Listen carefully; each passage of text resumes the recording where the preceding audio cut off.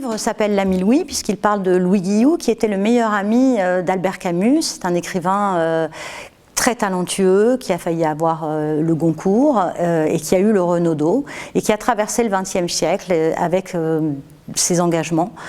Et j'ai introduit donc dans ce livre une jeune femme aussi qui va rencontrer Louis Guillou, puisqu'elle va travailler pour Bernard Pivot pour une émission d'Apostrophe consacrée à Albert Camus.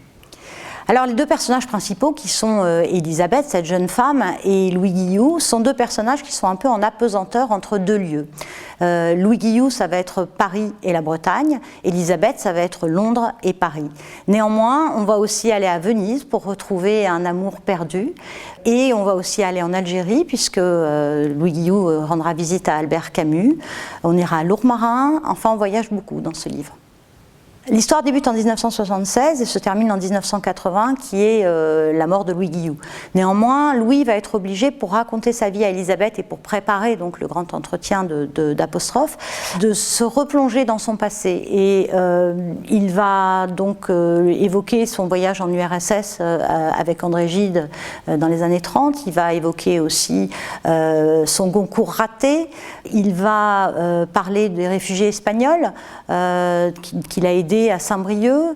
Il va parler de tous ses amis qu'il a aidés, avec lesquels il était engagé au plus près, comme il disait, pour les sans-voix, pour toute cette classe populaire dont il venait, dont il était très fier.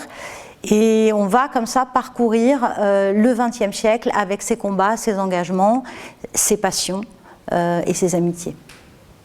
Les personnages principaux, évidemment Louis Guillou, écrivain breton très engagé, et Élisabeth Daguin, qui est un personnage de fiction, qui est une jeune femme qui a pratiquement 30 ans au début du roman, et c'est une femme en colère, qui est partie en Angleterre en claquant la porte, et qui est à la recherche de ses origines.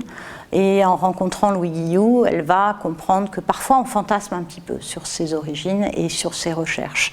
Et au fil des pages, on va croiser toute cette génération d'écrivains et d'autrices engagées, et on va vivre à leur côté en tant non plus que personnages publics, mais en tant qu'êtres humains, dans leur intimité, avec leurs faiblesses et évidemment leurs amours impossibles.